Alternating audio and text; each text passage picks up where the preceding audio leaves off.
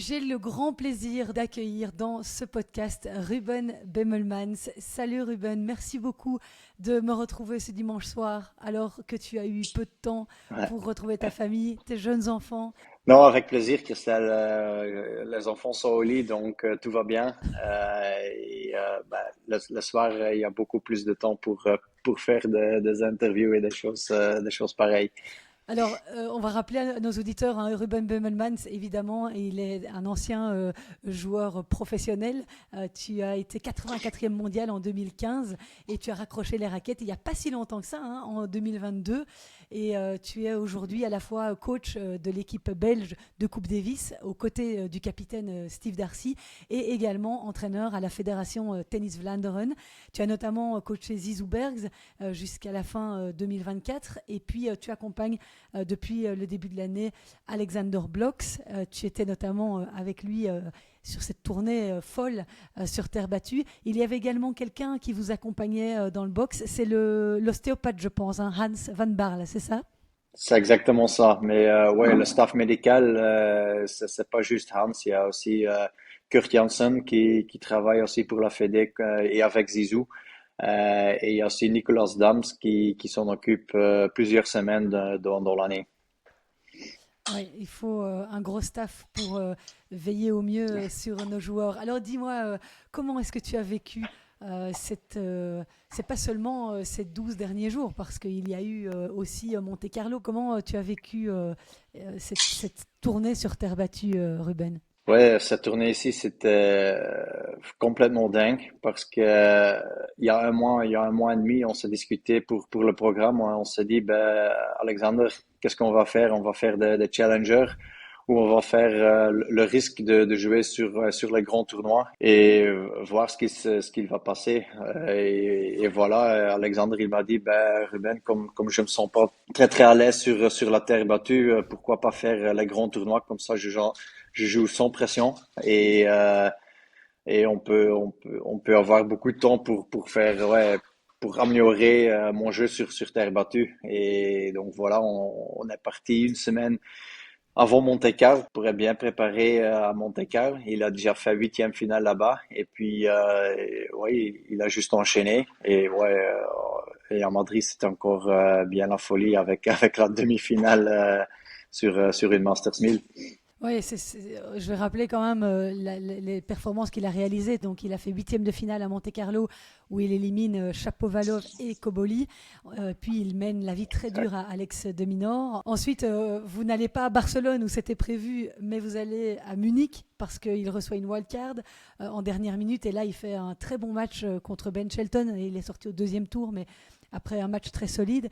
Et puis, il y a cette aventure exceptionnelle que tout le monde, j'ai l'impression, en Belgique a suivi. C'est jusqu'en demi-finale à Madrid. Des trois matchs qu'il a disputés, des trois top 20, on va dire, qu'il a disputés à Madrid, Félix Auger-Aliassime, Ouais. Francesco Cerundolo et Casper Ruud, lequel t'a le plus impressionné? De quel match tu as tiré le plus d'enseignements? Oh, pour moi, c'était le match de Félix, parce que pour moi, personnellement, Félix, il joue quand même encore avec une puissance ouais, plus lourde, plus vite que les deux autres. Donc, ça quand même impressionné. Ok, il fait aussi un peu plus de fautes que les deux autres, mais pour moi, la vitesse de balle était énorme. Et voir comment Alexander s'habitue sur cette vitesse de balle dans peu de temps, dans quelques jeux, ça m'a quand même impressionné le plus. Oui, parce que c'est pas des joueurs qu'il a l'habitude de rencontrer. Comment est-ce qu'il appréhende ce type de challenge? Ouais, non, ça c'est la force d'Alexander. Il a pas besoin de beaucoup de temps pour ouais, s'habituer à quelque chose. Ça se voit aussi quand on travaille sur certaines choses. Je dois le dire une, deux fois, on le fait sur le terrain. On doit répéter quelques paniers, quelques situations et il a quoi. Donc ça c'est juste une des forces d'Alexander qu'il a pas besoin beaucoup de temps ouais, pour s'habituer aux certaines situations ou ouais, un niveau d'un joueur. les conditions de jeu sont très différentes aussi à Madrid. C'est un petit peu plus, ça vole un petit peu plus en altitude. Ça aussi, ce sont des conditions auxquelles il n'est pas spécialement habitué. Non, correct. Donc, Madrid, c'était quand même particulier. Le début de tournoi, ça se voit très bien que tous les joueurs galèrent quand même de contrôler la balle. Comme tu dis, c'est l'altitude, ça vole tout petit peu. Mais je pense quand même pour Alexander, c'est ce qu'il préfère quand même parce qu'il a un grand service de grand coup droit derrière. Donc, il peut commencer le point direct en puissance. Donc, c'est quand même bien pour Alexander de jouer sur des conditions un peu plus rapides, même si c'est terre battue. C'est étonnant qu'Alexander ait fait ses résultats sur terre battue parce que c'est pas du tout sa surface. A Mm. priori, il avait même plutôt du mal à la dompter. En tout cas, il n'est pas à l'aise, disait-il, sur cette surface. Comment on explique ça? Parce que pourtant, les Belges, généralement, ils sont quand même très forts sur terre battue. Mhm. Je pense moitié c'était aussi mentalement parce que moi, et comme il a montré maintenant, j'étais persuadé qu'il pouvait jouer sur terre battue. C'est pour ça aussi qu'on est parti plus tôt à Monte-Carlo pour, ouais, pour bien se préparer. Et une bonne semaine avant le tournoi, j'ai eu une bonne discussion avec Alexander. Ouais, comment tu vas te jouer sur terre battue? On s'est mis à table, on a eu une discussion. Et on a juste parlé, ben, comment tu veux jouer et comment moi j'aimerais bien voir comment il joue sur terre battue. Ben, on a eu une discussion et puis le lendemain, on a parti sur le terrain et ce qu'on a discuté, ben, on a essayé de le faire sur le terrain. Et puis on a bien travaillé pendant une semaine et ouais, les résultats sont venus après. Ouais, je vais pas dire que c'est grâce à ça, mais je pense aussi mentalement, lui, il a senti, ben, ah oui, ok, je peux quand même bien jouer sur terre battue et ça a quand même fait une clique. Et maintenant, ça y est, il est convaincu. C'est bon. J'espère bien, ouais. Et comment tu peux maintenant franchir de nouvelles étapes avec lui, justement, sur cette surface-là? Je pense sur n'importe quelle surface. C'est une des choses que je lui ai dit, ben, ton jeu, ton style de jeu, ça doit pas changer énormément. Si c'est, ouais, même si c'est terre battue, gazon ou dur, ben, la façon de jouer, ça reste la même chose. Il y a juste quelques détails ici et là, oui, qui changent sur une certaine surface, mais le façon de jouer, pour moi, ça reste exactement le même sur chaque surface. J'ai trouvé qu'il bougeait bien. Pourtant, il est grand, Ouais. Alex, quand on le voit. C'est pas évident de bouger sur terre aussi bien, peut-être que parfois que sur dur, avec les glissades, les reprises d'appui. Mhm. Il a aussi travaillé un petit peu là-dessus pendant cette période. Ouais, ouais, tout à fait. Je pense que ça, c'est un bon compliment pour Kurt Janssen, l'entraîneur physique qui était à Monte-Carlo aussi. Sur ça aussi, oui, on a des réunions ensemble pour vraiment se poser la question sur quoi on doit travailler. Et ça, c'est vraiment le travail de Kurt qui se fait qu'il bouge beaucoup, beaucoup mieux sur terre battue. Et je pense qu'on va voir sur gazon et même dur, on va voir la différence aussi après. Ce qui m'a aussi beaucoup impressionné, c'est à quel point mentalement il a été fort. Il a peur de rien en fait, Alex. Je me souviens en Coupe Davis contre la France à Bologne, je lui avais posé la question qui est-ce que tu redoutes le plus des joueurs français? Et il m'avait regardé droit dans les yeux, il m'avait dit personne.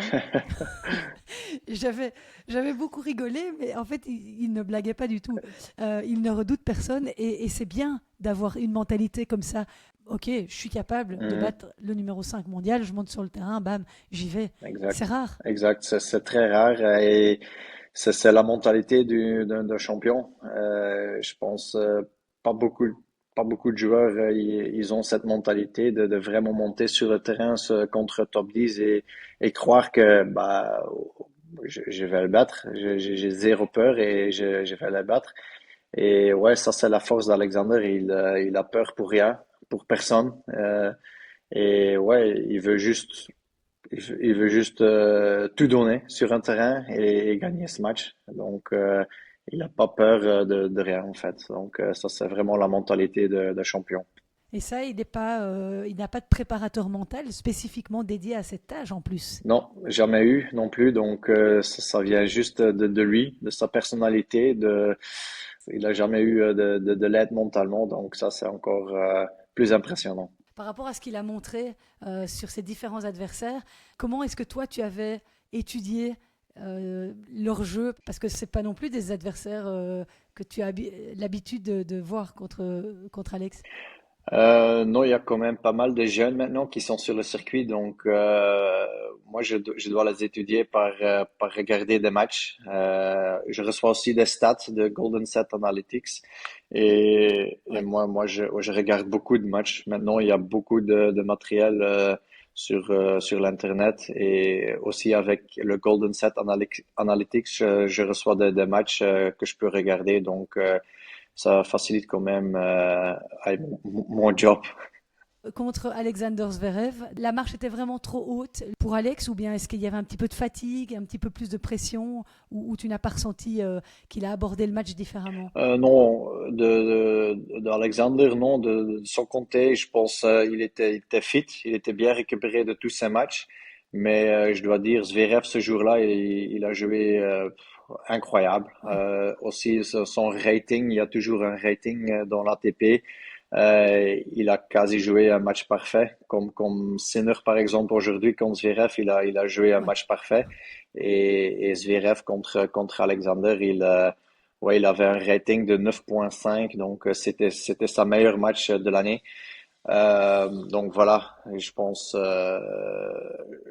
Alexander, il a rien à se rapprocher. Il a fait tout ce qu'il pouvait, mais ce jour-là, Zverev était trop fort. Et il l'a dit hein, à la fin du match, Alex, il a dit j'ai envie de pouvoir rejouer ces gars-là, j'ai envie de pouvoir un jour les battre. Et Mhm. qu'est-ce qui lui manque, tu penses, pour un petit peu les inquiéter?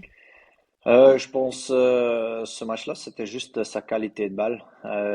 Tu voyais que Zverev, chaque moment, il était en contrôle, il plaçait la balle à 30 centimètres du ligne. Donc pour moi, c'est juste la qualité de balle pour Alexander qui doit s'améliorer. Et ouais, ça va prendre du temps, mais je suis persuadé qu'il est capable de le faire. En plus, Zverev, pour moi, son style de jeu, c'est une copie d'Alexander. Donc, c'était, pour moi aussi, c'était magnifique de voir ce match. Comme ça, ouais, on peut travailler sur plein de choses et presque copier Zverev, quoi. Donc, pour moi, c'était, ouais, vraiment magnifique, d'être là pour ce match. Par rapport à son classement aujourd'hui, donc il a pris 34 places rien que sur ce tournoi. Mm. Donc il sera 36e en tout cas au classement live demain matin, lundi. C'est presque tête de série en Grand Chelem, hein, ça? Exact. Et ça va tellement vite. La montée du classement. Au début de l'année, il était encore qualif en Australie, donc il était juste en dehors du top 100. Et là, 5 mois plus tard, ben ouais, on parle d'être tête de série dans un grand chelem tableau final. Donc ouais, la montée va hyper vite et il mérite. Il travaille super fort, il travaille pour et voilà. Donc maintenant, on doit juste continuer sur cette voie. Et ça va changer aussi pour la programmation de ces tournois. Forcément, il n'y a plus de questions à se poser. Maintenant, il va pouvoir rentrer dans tous les plus gros tournois. Exact. Ben, on était déjà censé de jouer tous les grands en fait, même sur gazon. Donc le programme va pas tellement changer non plus, mais ouais, maintenant ça c'est clair que avec ce ranking-là, le programme même pour l'année prochaine, c'est déjà fait. Ouais, et on dit souvent hein, ici sur le circuit, comme c'est le début, finalement, c'est ses premiers pas sur les gros tournois et tout. Donc, il découvre et finalement, il n'a pas de points à défendre de l'année dernière. Donc, il a tout à gagner. C'est aussi une période dont il faut profiter pour essayer de faire le maximum de performances, justement. Absolument, il a bien fait maintenant. Et on a encore rigolé de ça. Donc maintenant, de janvier jusqu'à maintenant, il a pris autant de points que toute l'année dernière. Donc je pense, ouais, on a bien là.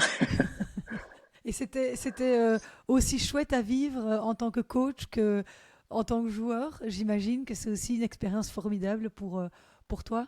Ouais, absolument. En étant joueur et coach, c'est quand même différent de vivre les moments, mais ouais, c'est aussi agréable, ça fait aussi plaisir en étant joueur que coach. Les émotions que tu as maintenant aussi sur le banc, c'est pas comme tu es sur le terrain, ça, c'est quand même différent, mais ouais, les émotions qui vivent, le moment où il bat Félix ou Ruth, ou même Cerundolo, ça fait quand même vibrer, ouais. Et les émotions qu'il a données à toute la Belgique. J'ai l'impression vraiment que tout le monde m'en a parlé, en tout cas, où que j'aille, on me disait ah, et Alex et Alex. Donc ça aussi, c'est un nouveau statut qu'il va devoir assumer, hein. Il est numéro un belge Mhm. maintenant. Ça, vous vous y attendiez pas aussi rapidement. Non, pas du tout. Le chemin était long, hein, mais ouais, en faisant une demi-finale dans un Masters 1000, ben, ça va très très vite. Mais nous on regarde pas vraiment être numéro un belge. Je pense. Tous les trois, donc Raph, Zizou et Alex, ils se poussent vers le haut l'un l'autre et donc positif. Donc ça c'est chouette. Et peut-être la semaine prochaine, ça sera Zizou de nouveau qui va être numéro un. Donc ce statut-là, ben, nous on regarde pas vraiment. Mais c'est clair que maintenant, Alexandre, il va avoir beaucoup de demandes. Mais je pense on doit quand même le protéger de ça et qui doit mettre le focus sur son tennis et quasi que ça en fait. Oui, tout à fait. Et Zizou qui a aussi fait une excellente semaine à Aix-en-Provence, qui est arrivé Exact, en finale. Zizou est aussi à son meilleur classement, hein. Je pense qu'il est 39e mondial. exact. Vous allez devoir vous arracher un petit peu les cheveux, Steve et toi, en Coupe Davis. Bon, Steve, il en a plus beaucoup, mais toi, attention. Moi peut-être pas non plus dans peu de temps, mais non, je pense que c'est que de bonnes choses, hein. Si on a une équipe avec plusieurs joueurs qui jouent bien, donc je pense on peut juste on peut juste se dire ben on a de la chance avec une équipe pareille. Rav, Zizou, Alex et puis Joran et Sander pour le double. On a montré l'année dernière qu'on pouvait aller loin, mais tous les cinq, en fait, ils progressent encore. Et ouais, on peut juste ouais, rêver un tout petit peu pour un jour qu'on lève la coupe en Coupe Davis avec cette équipe. Durant cette quinzaine, tu as parlé un petit peu avec Zizou des performances d'Alexander? Non, je l'ai pas encore eu. J'ai envoyé un message à Zizou aujourd'hui encore pour féliciter avec son résultat, mais on n'a pas encore parlé. Il n'a pas encore eu le temps pour me répondre, mais donc on n'a pas encore parlé de tout ça, non. Et une dernière question, Ruben, par rapport à Roland Garros. Est-ce que maintenant qu'il a réalisé cette performance, vous fixez d'autres objectifs que ceux que vous aviez imaginés avant le début de la saison sur terre battue? Non, il y aura pas d'autre objectif. Pour moi, ça reste la même chose. Chaque tournoi, on peut aller le plus loin possible. Alex et moi, on fait tout pour. Donc, pour nous, les objectifs non. Il y aura pas d'autre objectif maintenant qu'il a fait ce résultat ici. Et tu vas aller maintenant à Rome, parce que j'ai vu qu'il allait tout de suite dans le tableau final. Tu vas le Mhm. rejoindre directement à Rome à partir de la semaine prochaine? Non, moi je fais pas Rome la semaine prochaine. J'ai la famille à la maison a besoin de moi aussi de temps en temps. Donc, et après Rome, lui, il sera 2 semaines à la maison pour préparer Roland et on va partir, je pense, le 19 mai pour Paris. Et là, je vais l'accompagner de nouveau. Donc, Rome, il va faire avec Nicolas Dams et moi, je ferai encore Roland le prochain tournoi après Rome. Bah écoute, je vais te laisser aller te reposer un peu, hein, Ruben, parce que je sais que ça a été une tournée bien intense, Ouais, émotionnellement aussi pour toi. Merci en tout cas infiniment d'avoir accepté de venir dans mon podcast cette semaine. Je pense que beaucoup de gens avaient envie d'entendre un petit peu ce que tu avais à dire par rapport à ça. Et écoute, on se verra certainement à Roland Garros. absolument. C'était avec grand plaisir, Christelle. Super. Merci beaucoup, Ruben, Merci. et à très bientôt. À très bientôt. Salut. Ciao.